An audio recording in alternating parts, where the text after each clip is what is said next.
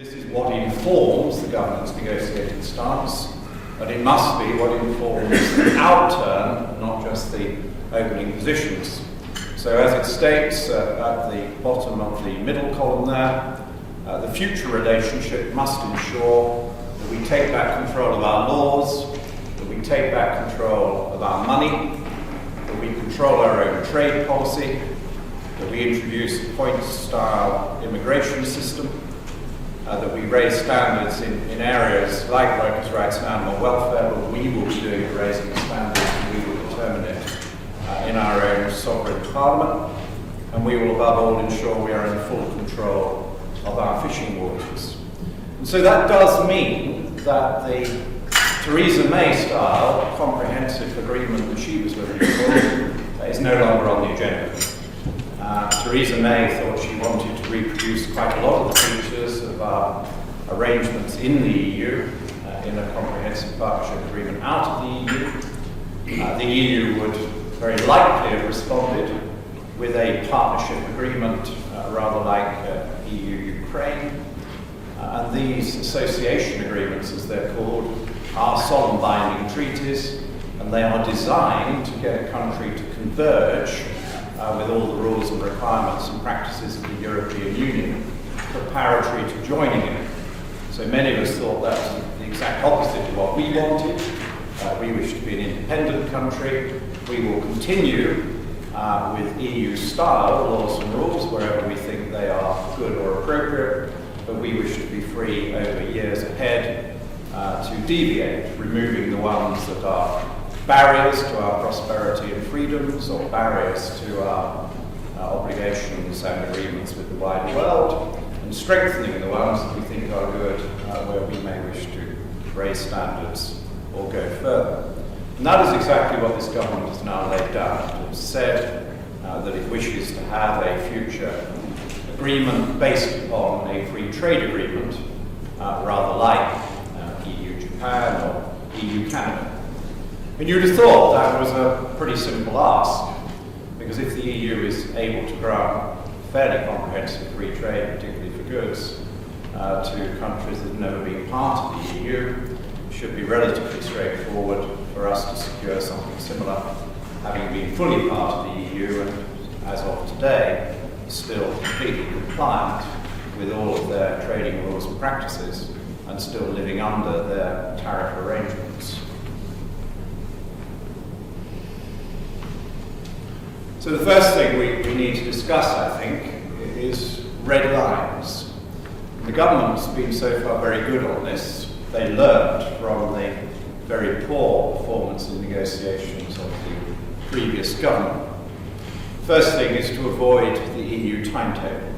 So the EU always wants to sequence the talks, putting up front the things where they wish us to make concessions and saying that they will not proceed to the areas where we have more interest in a favourable outcome unless we concede on those. And the very likely position in the current talks would be for the EU to say, unless you give us a whole load of your fish on a continuing basis, we are not prepared to go on and discuss free trade. The government has wisely persuaded the EU to have a series of parallel discussions and negotiations going on. So there will be talks on fishing, and there will be talks on trade, and there will be talks on borders, talks on security, and all those other things in parallel. So they've won that very important first trick. But for the future, it's very important the government doesn't then give in. It doesn't then say that they would in practice accept some kind of priority to the fishing discussions because of the normal timetable of fishing agreements, or if they accept that we are going to have an early fishing agreement, there must be no read across. The UK should not make any concessions on fish that our fishing industry and fishing needs do not accept in order to get some alleged benefit further down the track in some other group of talks, maybe about free trade. The government has also made clear that they're not interested in the wider partnership agreement, and so they're therefore not interested in convergence or maintain conformity with EU laws and rules where it does not suit us. Knowing Whitehall reasonably well, I suspect we're going to be in conformity with a lot of EU rules and quite a long time. I'm sure as ministers wish to change them, there will be endless battles because the civil service has this residual loyalty to the European scheme. But it's very important that nothing is agreed in talks, and certainly nothing is incorporated in a formal international legal agreement. It would make it difficult for people and ministers to change those EU rules at will when we think it is in our commercial and democratic interest to do so. And above all, in order to meet those very strong words of the manifesto, we must not accept any jurisdiction from the European Court of Justice. The default position of the EU throughout the talks so far has been to say that the dispute resolution between the EU and the UK after we have fully left will include appeals on matters of European law to the ECJ. And that rather sneaky language is covered saying that in practice, because there will be matters of European law in Europe's view, we will still be under the senior appellate jurisdiction of the European Court of Justice. Now, no sovereign country ever accepts that in an international agreement, in normal international agreements between different countries or between a country and a bloc. You have an independent arbitration system which both sides live with both sides have a fair chance of succeeding in. And in some cases, you have reversion to national decision. And if you look, for example, at the China-US trade agreement, which was hard fought, there is an escalation system to try and get the two sides to reach agreement over disputes, but in the end, either side can just simply break the agreement if they cannot reach fundamental decisions that are mutually beneficial and in their mutual interest. That's one extreme. The other extreme, we have this EU model. We need something that's nearer to the US-China one, and where we accept arbitration, it must be genuinely independent and acceptable to both sides.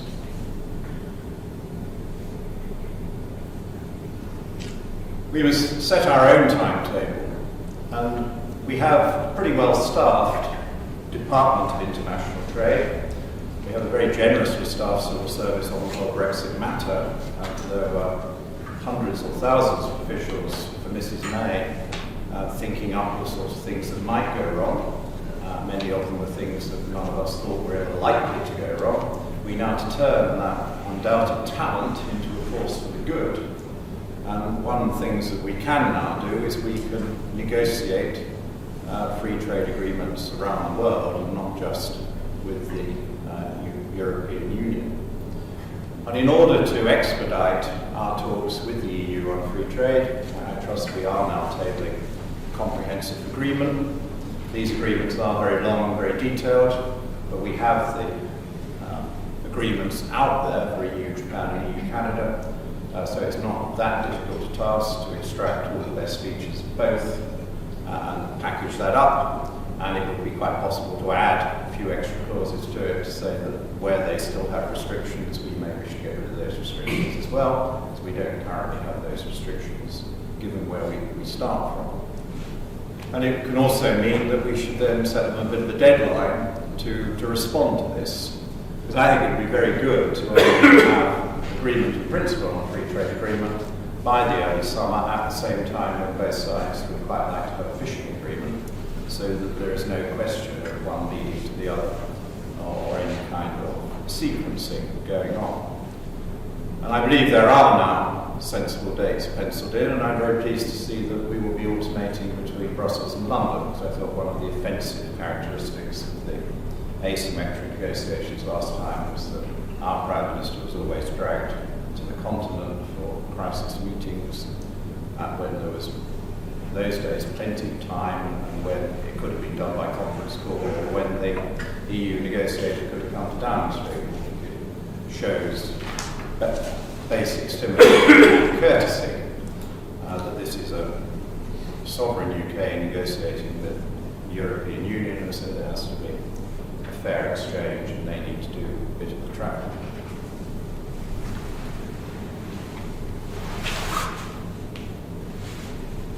I think it would be good to establish more of an orderly timetable from here. and it would be quite good occasionally to have updated text published. Now, I fully understand that quite a lot of negotiation is best done in private, people try things out. It's not always a good idea to have the media screaming about things you're trying out, so I'm not one of those who feels that everything has to be out in the open. There has to be reasonable discretion for our negotiators. But we need to stick to the published aims, and then people will feel more relaxed. But I do think it helps to have deadlines and intermediate target dates when updated text will be published, so that we can see how close or how far away we are.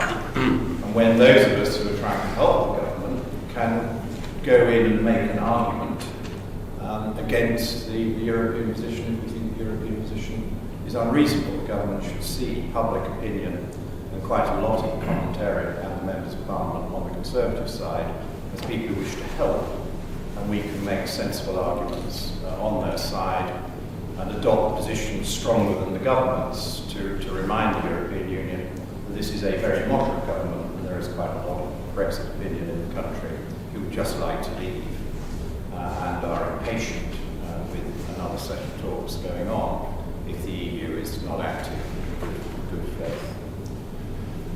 And we also need to have a bit of information on the separate work streams going on aviation, health, travel rights, customs and so forth, because there will need to be outcomes on all of those, whether we reach an agreement on a free trade agreement or not.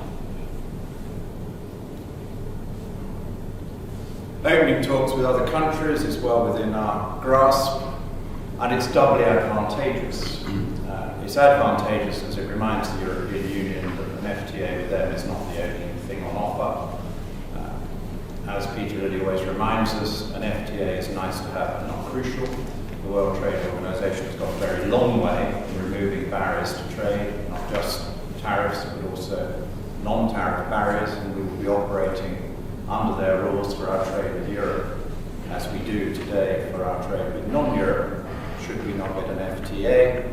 But an FTA can add a bit and remove a few more of those barriers that the WTO hasn't removed. It's particularly good if you wish to promote more agricultural trade, because that remains very damaged by barriers of all kinds, particularly tariffs.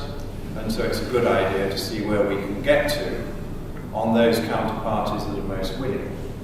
Now, it is quite obvious that President Trump has been desperate to have a quick and straightforward agreement with the UK for a variety of his own political reasons, and so it should be relatively easy to get a simple agreement. It may not be fully comprehensive on agriculture, where there are clearly issues between the two sides, but it seems a pity to turn that down when the US is our single biggest national counterparty in our international trade. Australia and New Zealand have been very forgiving. We did them great damage when we joined the European Economic Community, but they welcome us back to the wider world family. And both Australia and New Zealand are at the free trade end of the spectrum in world trade matters, and we welcome a large partner in the form of the United Kingdom adding to their position. Particularly true at a time when President Trump is a fair free trader, which means he often ends up being on the other side of the argument and wanting to impose tariffs to make a point. And so there is a vacant slot there for a large economy to join with Australia and New Zealand for wider free trade issues through the WTO and bilaterally. And the Japanese too are keen to promote greater union with ourselves on trade matters, and there is the whole issue of membership of the TPP. So we need to work ahead on those, and then I think some in Europe will get rather worried because they will see that there is a global Britain developing where we see growth and prospects for a better future outside the European Union trade remit. Not that we want to stop all trading in the European Union, far from it. We want to keep it developed if we can. But it will definitely improve our leverage in talks if they see our talks with other parts of the world proceeding well. And in the meantime, now we are a full member of the WTO again, we can be that advocate of world trade, building the free trade group within the WTO with a range of like-minded countries. Next thing is, I think we should definitely use our freedoms. We can demonstrate firmness of purpose by legislating as soon as possible. We are doing so on the new migration system, that is sending a clear signal that we're going to be in charge of our own borders. I think we should make VAT changes. In a way, I don't mind what VAT changes we make. I just want us to make some VAT changes that would not be compliant with European Union rules. And I've sent in a list of VAT impositions on items where I think we should simply remove it, but it would make the point that we are re-establishing control of our tax system, which was taken away from us completely on VAT and in some measure also on taxes like corporation tax. We need a new fishing system. I think it's a litmus test of whether we have genuinely exited the European Union or not, whether we have a fishing system that our fishing industry is proud of and which is going to build a bigger fishing industry. And I find in landlocked Wokingham there is a lot of passion for our fishing industry. It's not just something that applies to a few coastal ports that have been badly damaged by the common fishing policy. But we are an island and seafaring nation, and it's very emotive all round. And our new agricultural support system shows that we should grow more food and to do things in our own way. So we need to make proper preparations to celebrate our eventual exit. We haven't had a proper party yet, and some of the media have been very miserable about the mini celebrations we've had so far, so I think we should look forward to the 1st of January as a double celebration, not just of the new year, but a new epoch for an independent United Kingdom. I'd like to pay citizens a Brexit bonus. I think it would be a very good idea. Hong Kong has recently said it's paying 10,000 Hong Kong dollars to each of its citizens because its economy is in a bit of a mess. I think it would be nice to pay a Brexit bonus to all our citizens. It would be quite a good time to do it because the world economy is stalling and the virus is casting a bit of a cloud. And we need to remove the residual EU powers from the withdrawal because we mustn't end up with a position where clauses that are interpreted as meaning the EU still has powers over us after we've fully left.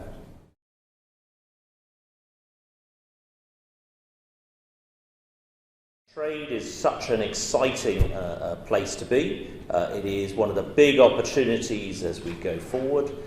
It is a place that I think the UK will be defined as we look back. Say if we look back in, say, about 5 years' time, and either people like ourselves will be saying, this is a fantastic thing to do and here are the benefits, or there may even be a middle ground of the UK population who are saying, was it all worthwhile? We can actually look and point at trade deals and an increase in trade and a fundamentally different way that we're approaching trade as being one of the great benefits of the whole process. Now, as you might recall, I'm almost the only person who resigned in the last 3 years about something that wasn't to do with Brexit. Most of the resignations, either it was insufficiently Brexit or was too much Brexit. But I resigned, of course, over Heathrow Airport expansion. But the interesting thing about the timing of that, which was I think, pretty coincidental, was that it came about 2 weeks before Chequers. So believe me, it wasn't part of the decision-making process, but if you like, the side effect was that I never had to make a decision as to what I thought about the Chequers proposal, or indeed the withdrawal agreement, when it came out in November, which I voted against on the first vote. I'm not going to go off down in a tangent of different degrees of Spartanhood. But I think my feeling about the withdrawal agreement in itself was very, very clear, that the withdrawal agreement negotiated and signed on the 14th of November 2018 was not a good agreement, which actually is a view that I put across very frequently, not just in this country, but also on the continent, which I thought was really important because there was a big media vacuum on the continent in relation to what people were thinking on the continent about the UK and Brexit. And I put across very strongly the point, particularly in Germany, on big TV shows actually, got quite a big mass audience, getting across the point of view that actually Brussels had messed up because the agreement was too unfavourable for the UK. It wasn't going to pass through the House of Commons. would probably result in the fall of the UK Prime Minister, at which point they could end up with scenarios which could be either eventually leading to some kind of Jeremy Corbyn government or to a government that is going to take a more robust view of the negotiations. And I said, look, I think actually one of those two causes, the most likely thing to happen, the phrase I use, Brussel hat zu hoch gepokert, which is that Brussels is, basically the best translation, Brussels has overplayed its hand in the negotiation. And I can't really say that I was wrong in those predictions that I made in the early months of 2019 on all of this. Anyway, I'm digressing a little bit from trade. It's great to be back in the department. I'm really encouraged by pretty much everything that I found in the department that I left 20 months before. The key personnel are all there. Your Crawford Faulkner as head of the negotiations. He's not going to be doing the negotiations himself. He's going to be overseeing all of the negotiations. A lot of the key personnel are there. The key teams are there, both the negotiation teams, the sectoral teams, and those who are really digging deep to understand the whole situation. The size of the department, as you can imagine, I'm not really somebody who likes departments boasting about how big they are. But on this particular occasion, if we're going to be doing 4 negotiations at once, I think having the right number of people and the right number of capable people, I think is a really important part of the Department for International Trade. We now have a team bigger than USTR, and that is probably right, because USTR probably, this is a US Trade Representative, Office of the US Trade Representative, USTR probably wouldn't be doing 4 big negotiations at once. So I think the department is in a good position. But bear in mind, of course, this is something the UK hasn't done for 50 years. So it's not something that you can base on a good precedent. You can't really look back, as Liz Truss was the first UK trade minister to make a speech independently at the WTO this week. The last UK minister who did that was Peter Walker in 1972. I thought that Liz ought to bring Robin Walker along, just for kind of, sort of like a bit of nostalgia. But it's always bear in mind with this stuff that it's a fantastic opportunity, but it's not something the UK has done a lot of in its own right before. So what else has changed? Actually, the most important thing that has changed at the Department for International Trade is actually not in the Department for International Trade, but is in the overall HMG position in relation to the negotiation with the European Union. I'm looking around this room, I don't think I'm telling you anything that you don't already know. That the most important factor for doing these trade deals beyond the EU is actually what the trade relationship with the European Union is going to look like. And here, getting the clarity that we've had since December in particular, that there's a no to alignment, the fact that we will walk away, there'll be no extension. The other problem with our trade partners was always this either, is it actually going to happen? Or secondly, this could carry on extending forever. Why should we put a lot of resources into doing a UK negotiation? Bear in mind, of course, there's a lot of competition in this space. There's a lot of people going around the world trying to negotiate trade agreements with each other. And actually, there is a bit of competition out there. So people are thinking, well, why should we put all these resources into a UK deal when it looks like it might not happen? And that was often the case throughout the course of 2019. That is obviously now not a problem. So that is, I think, really, really important. Obviously, there's still questions about how the EU deal might look like. But the fact that it's going to happen and there's going to be a timetable that ends on the 31st of December is very, very helpful for us. So I think we are in good shape overall as a department. And actually our trade is also in good shape overall. Obviously, since the year 2008 was the time when the amount of trade we're doing with the rest of the world overtook the EU. And we're actually the only of the member of the previous EU 28 that had that happen. No other member of the EU, as it then was, had more of its trade outside of the EU than with the EU. And actually, our trade outside the EU has been growing rapidly. In the 12 months to September 2019, it was up 6.7%. Whereas with the EU, just 1.3%. We know that 90% of global growth, according to the IMF, will come outside of the EU within the next 5 years, etc., etc. But ultimately, we're not really in the game of saying, we want this and we don't want that. We want the rest of the world. We don't want to have a better trading relationship with the EU. Of course, we want to have a good trading relationship with both. And I think that is what we are set up today to be able to deliver, particularly by doing the negotiations in parallel. Just a quick reminder, of course, the negotiation with the European Union is not a job for the Department for International Trade. Although we feed in key technical expertise, that is a job for Task Force Europe under the Cabinet Office, directly under number 10, reporting here via the Cabinet Office.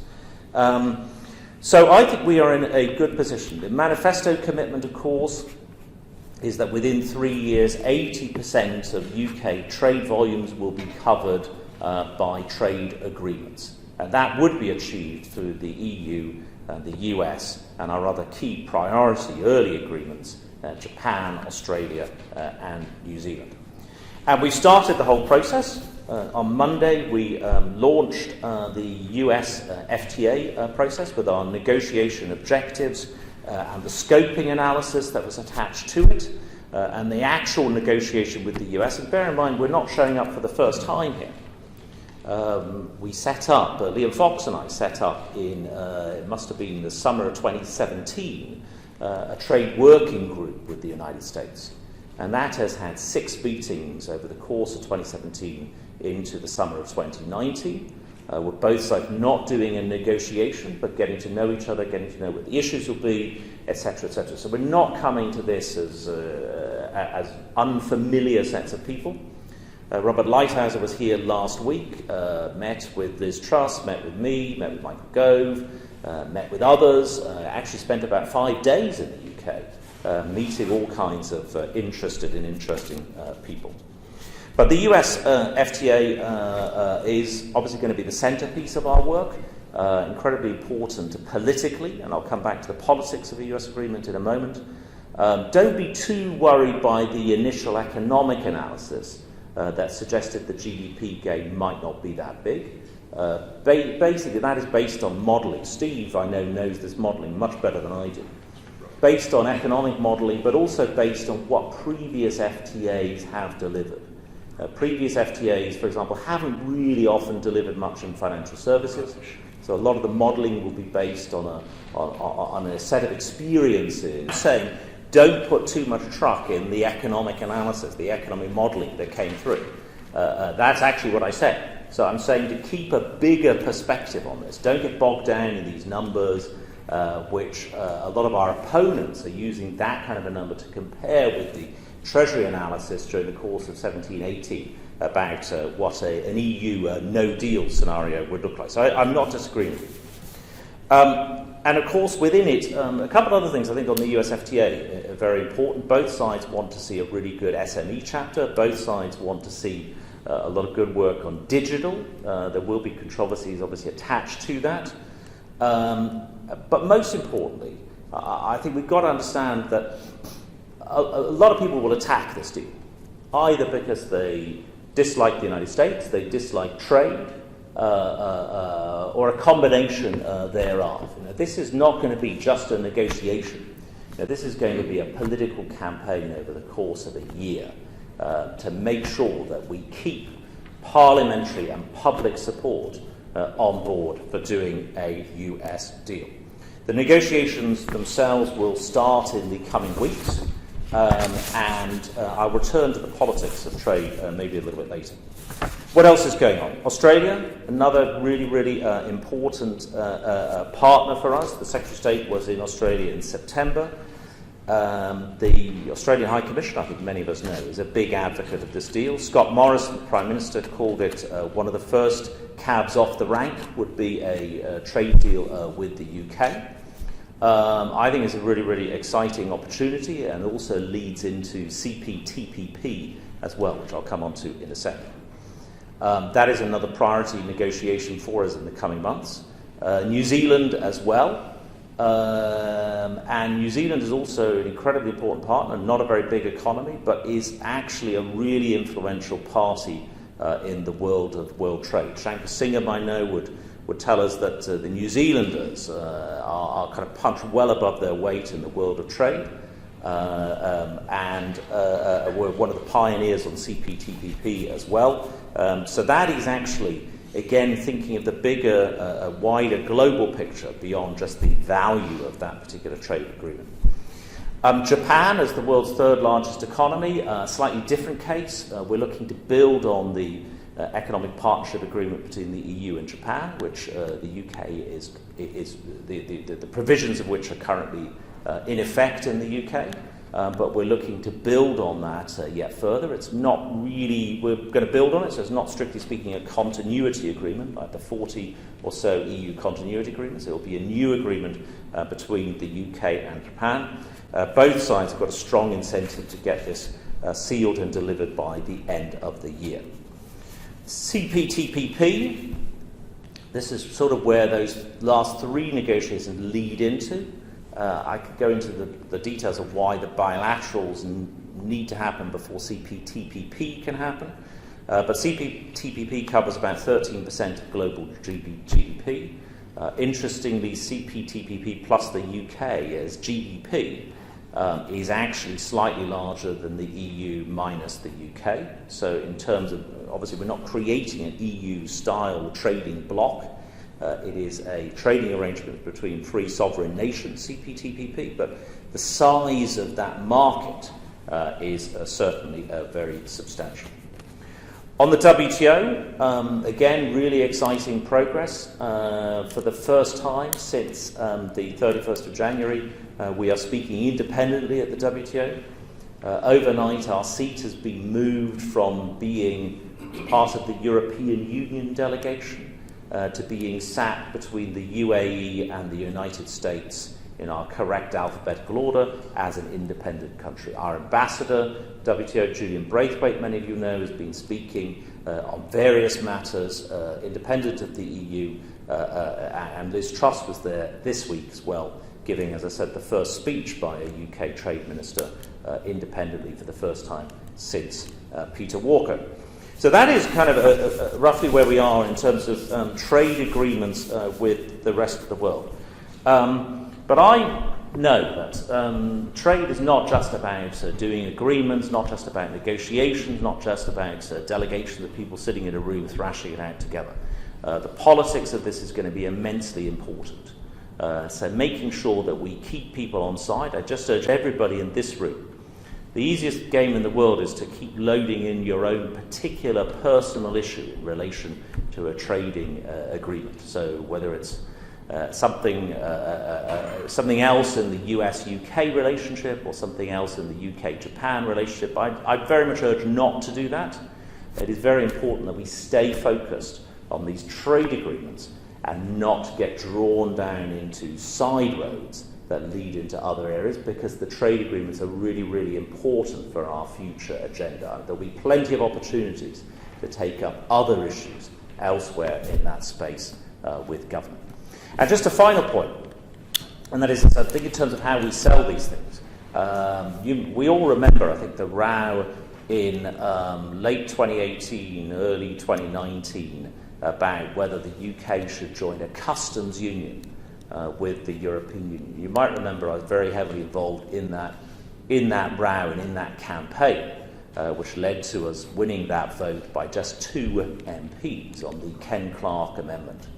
One of the things I learned from that row is that talking about trade and talking about customs unions, talking about this fairly kind of dry, esoteric stuff, which looking around this room, we've probably got the 40 or so people most interested in this topic are mainly gathered in this room.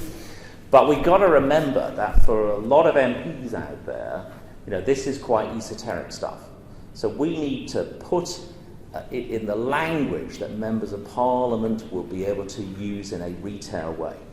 You might remember the piece I wrote about the customs union. I invented a fictional MP for Stoke-on-Trent East, and I took through his or her, actually it was a him as it happened with a fictional piece, but a constituency Friday. And he embarks on his constituency Friday around Stoke-on-Trent East. The first people he goes to see are a ceramics producer, big in Stoke, and the ceramics producer got him in and said, "This is absolutely outrageous. We've got these trade remedies that have been put in place. They're insufficiently robust for our ceramic products. The Chinese are dumping all their stuff here. What are you going to do about it? And our MP says, well, as you know, we're in this customs union with the EU, so I'll make sure we don't actually have a seat at the table, but I'll make sure that our guy in Brussels raises it at our next quarterly meeting, or whatever the meeting would turn out to be, to manage this customs union, with the DG Trade of the European Union. I'll try and get it on the agenda for you. Thank you very much, Steve. God, wow, God, that was really tough. And he goes and suddenly he's got this next meeting as a set of lobbyists from his local Oxfam group. And they're saying, why can't we do better trade preferences for the developing world? That is what our local Oxfam group has signed up to. And he's sitting there, he's sitting on his majority of 500 or something. He's just won Stoke-on-Trent East. And he's got to say to them, well, I'm sorry, actually, trade preferences are decided in Brussels. We don't have any say on this. But look, I'll try and get it on the agenda for a future meeting in Brussels to try and lobby Brussels to give a better deal for the developing world. I'm sure they're more or less on the same side, Comes out again having a green uniform. He goes to another company making, I can't remember what the example was, but making something else. The EU has just signed up to a trade agreement with Mercosur. And suddenly these EU companies have got this privileged access into the Mercosur market for their export. But the Mercosur agreement doesn't apply, although the UK has to open up its markets because we're in a customs union, particularly obviously on tariffs. The UK is not a party to that agreement. The UK then has to go off and negotiate its own Mercosur agreement. And he says, look, I'll have a word with the government to see if we can accelerate our Mercosur agreement, but I'm told it will take a few years. The EU's only just signed theirs. Meanwhile, the company is losing its export contract to France. And anyway, on and on this guy goes, and by the end of his constituency Friday, he's thinking, why on earth did I vote for this EU customs union and the Ken Clarke Amendment in whenever it was, March 2019. So I use it as an example of how everything in relation to trade, what we have to do is get beyond the esoterics if we're going to sell it to the public, but also to our own members of Parliament, in particular parties, not just the Conservative Party. It's great to see Sammy here, not just the Conservative Party, but other political parties as well. Trade, there is still an element of Labour MPs who can be supportive on the trade agenda. There are others out there, but I think we need to make sure that we maximise our forces in backing trade, particularly beyond the EU.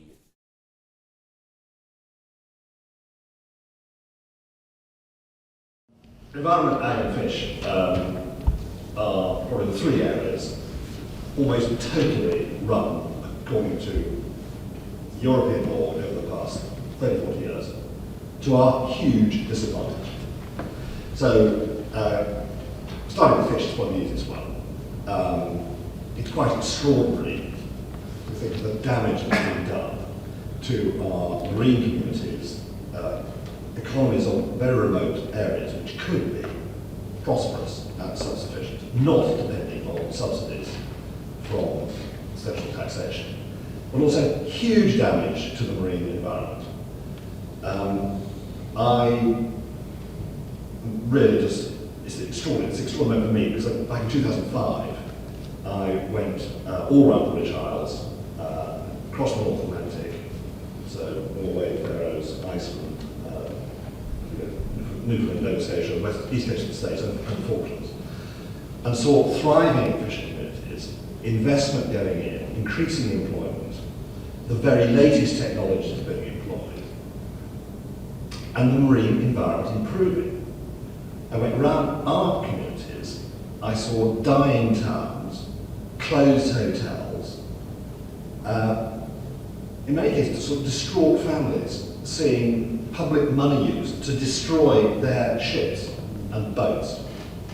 So it really is wicked what's happened, and it's completely unnecessary, and it's because of the extraordinary incompetence of the manner in which fishing has been run at continental level, to the huge disadvantage of us.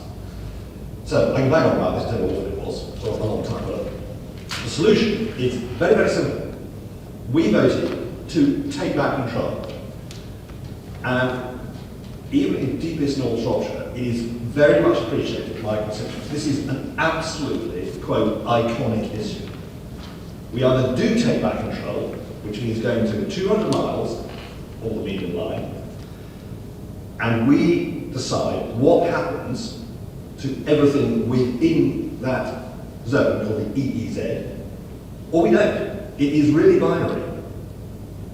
And we should do that, and we should become like a independent maritime nation, just like Norway, Iceland, and Faroes, who of course are very, very keen that we should come out and work with them.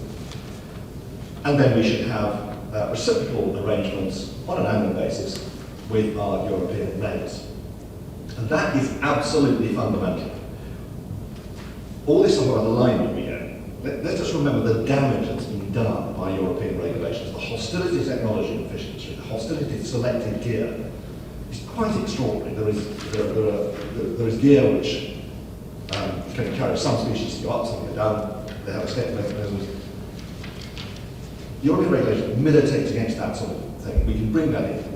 We're run on a quota system, which is extraordinarily unsuited to our mixed fishery. It probably works for pelagic in the north, that's fine, but in our mixed fishery, it does not work. We can now experiment with all sorts of new systems, such as the effort-based system used in the Faroes, which I saw, all of which can be modified, we can play around with it, but it is absolutely fundamental we take back control and then run the management with all the modern techniques within that zone.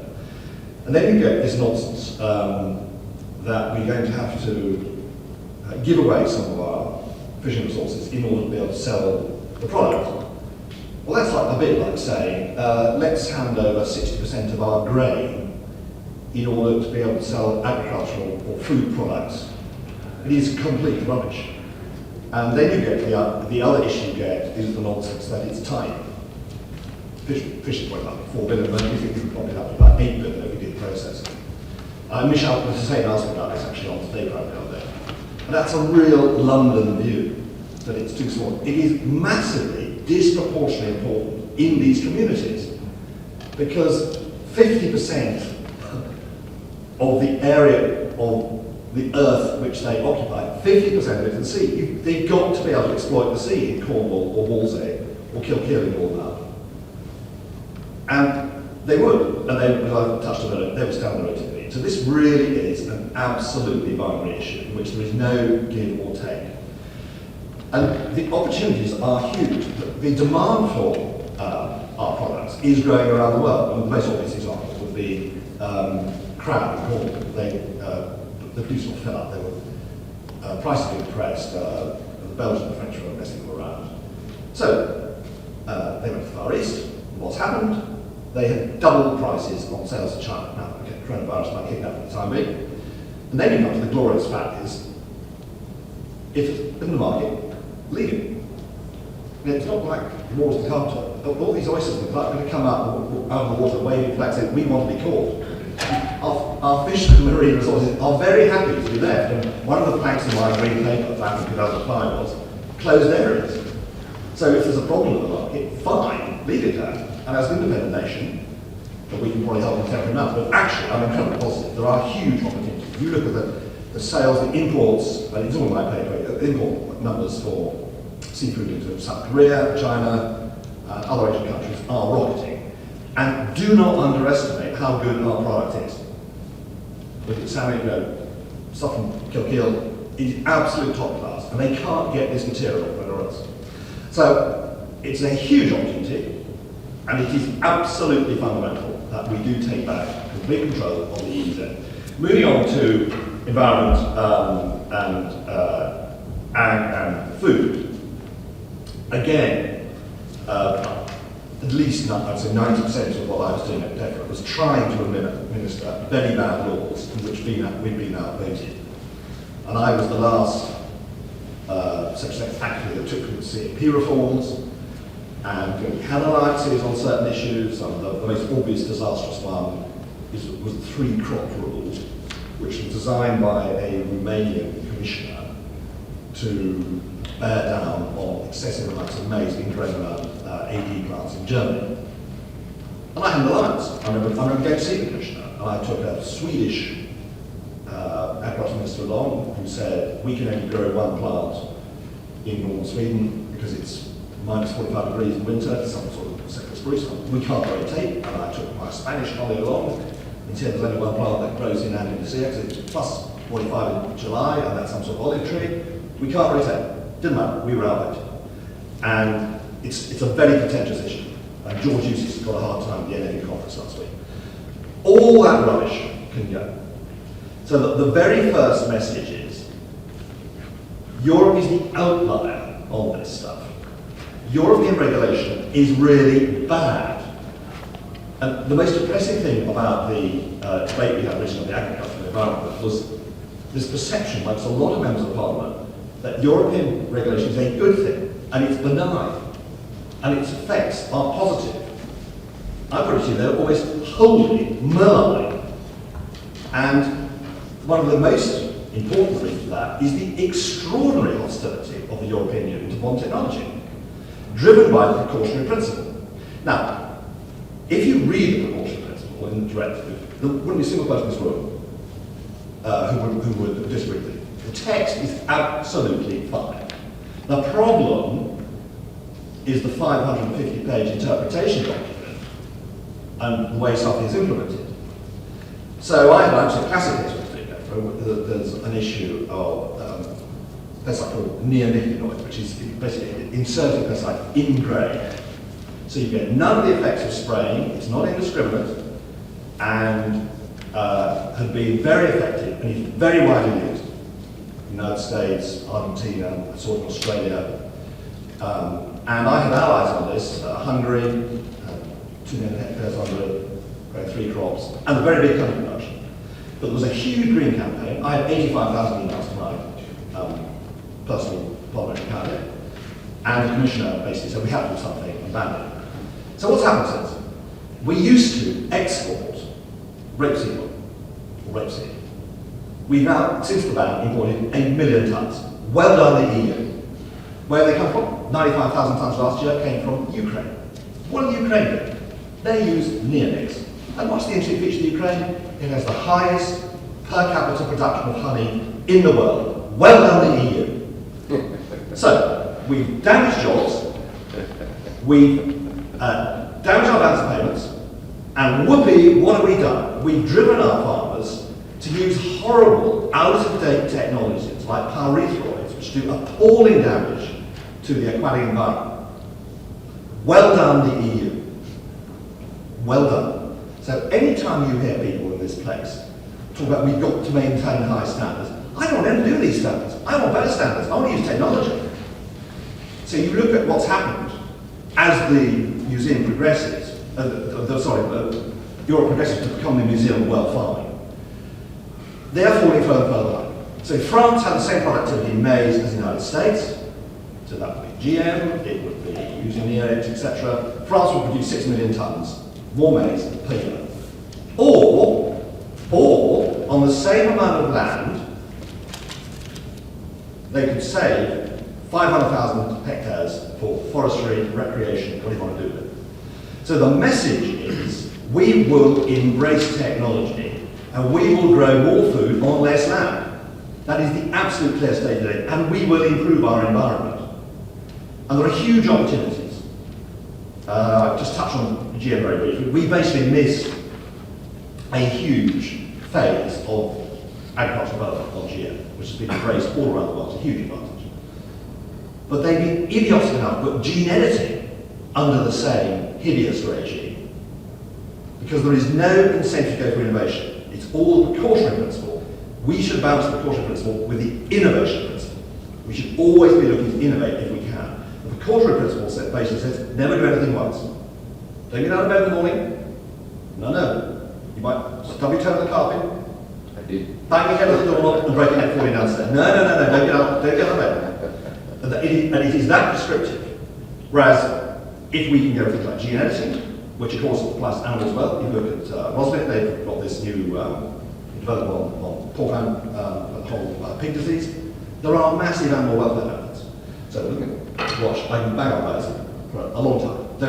Do not underestimate how bad it is under the ordinary regime, how much better it could be. And then look at the opportunities for us. The agriculture bill endorses a lot of stuff which we don't actually put out on the page before, which is basically you don't subsidise production. There's a very clear lesson to be learned from New Zealand and Australia, where you do not subsidise production, and you let the productive areas of this country fly with access to technology. But, there's always a big but in this sentence. You take New Zealand, they used to have 70 million woolly ragged things called sheep running around the hills doing terrible environmental damage. 6 million of them have turned into fertiliser because they couldn't sell them every year. Now, they export pretty well the same amount of land, and they have about 30 million sheep. So a huge increase in productivity. So it applies to plant products and animal products, and it's technology. That was clever breeding a much higher proportion of twins, breeding a better shaped sheep so they can land more easily without staff, and a lot of work on using CT scanners and things like that, getting the right meat balance on the carcass. It's all technology. Everything is improved by technology, which the European Union is hostile to. The but comes into the sentence on the issue of areas where you can't grow food at world prices and prosper. So the hills, the Lake District, parts of Scotland, whatever. And there, the country look at is Switzerland. Well, actually, they use farming as a means of environmental management. So large numbers of sheep and cattle are taken up on top of the Alps at huge expense, probably about the most inefficient farming and food production system in the world, but they perform a very important service managing the landscape, which is very, very important to the Swiss economy. And that's the lesson. So the Swiss actually pay more than we do on current CFP payments. And there you can reward farmers for public goods. So soil, for instance, very important improving soil, and that would help a lot of floods, and all the sort of biodiversity and all the benefits you get, which at the moment you're trying to get out of the Pillar 2 payments. And the advantage of that is farmers would then concentrate on growing food on the productive areas. They wouldn't be frankly scrabbling in the marginal areas. So there's a huge environmental gain in this. You won't have to go to the last corner of your productive field. Very productive Buckinghamshire, there will be corners and patches and places where you don't have to get the last bit of productive grain, whatever it is you're trying to get out. And then, very quickly, looking abroad, 2 million people are hungry as we speak. There's another 1 billion people coming down the track. There's a huge demand for food. We eat 3 times a day. So the opportunities are enormous. And the demand for our products is huge. I'm very sure someone touched on India earlier. We had a run with the Indians about mangoes, which were shut up by the European Union. And I had really interesting discussions with the Indians at the time. And incredibly simply, under Raj, the soldiers, the officers and the civil servants imported whiskey from Scotland.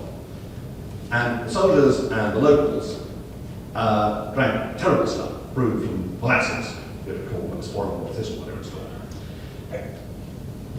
The demand in India, we calculated, if we could get duties down from 550%, including labour taxes, to a figure of 37%, I don't know where 37 came from, it's still pretty high to me, but if you get down 37%, we reckon there's not enough distilling capacity in the whole of Scotland for discerning Indian whisky drinkers. The opportunities for us, if we can escape from the European regime, are enormous. And the reason we haven't done it is because, and I saw this very closely in the negotiations with the Americans, the European Union on trade deals moves at the pace of the slowest, lamest donkey in the caravan.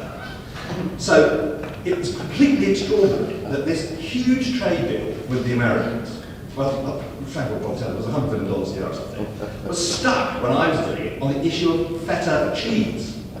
And who who had the geographical indicator on Feta cheese, and the Greeks were digging in, and the Greeks were not budged.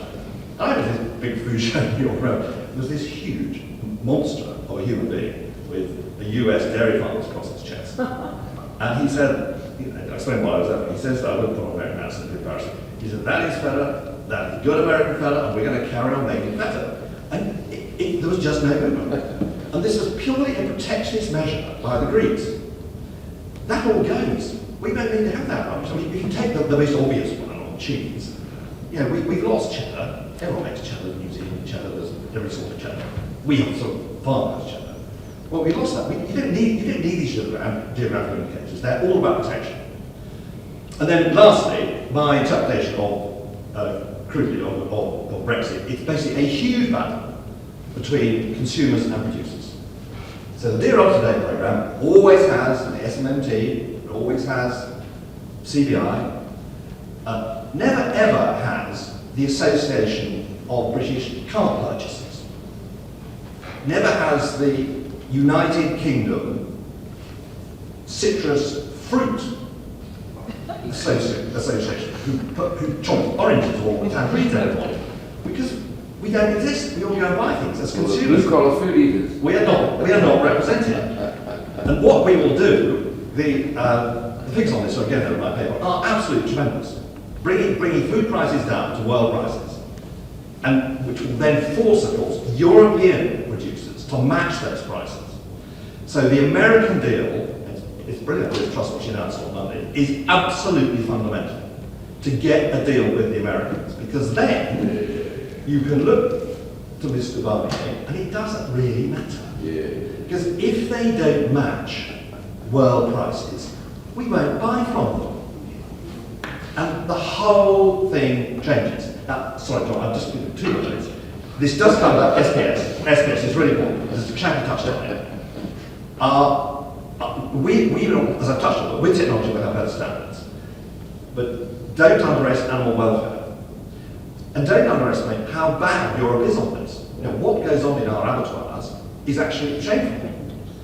So, the Shackleworth were quite right, Coronation, they didn't use chlorine, they used prussic acids, all being cleared by the international level, cleared actually by the European Scientific Committee, and it's pure witchcraft stopping it.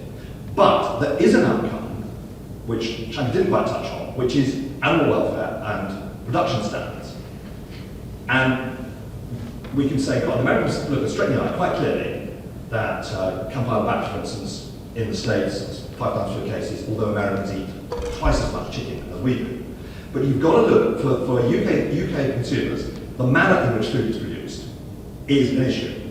And we have, and my solution to that would be labelling. So we have organic labelling, which I find bizarre. If you take organic vine, you cannot eat mutton from sheep that eat between the vines because there's so much copper. So all these sort of standards we can look at, but you've got to look at the facts and you've got to look at the actual outcome. And I think the answer on this whole round about climate change is that we should have labelling. So you can have a traffic light system on animal welfare, on environmental standards, etc. You've got to stick to the outcomes. And that is absolutely, of course, applies to hormone beef, where there's far less male hormone in injected steer beef than there is in entire bull beef. So technology is the answer, and outcomes, and sticking to facts, not witchcraft. And getting out of this regime will be tremendous, because it is malign.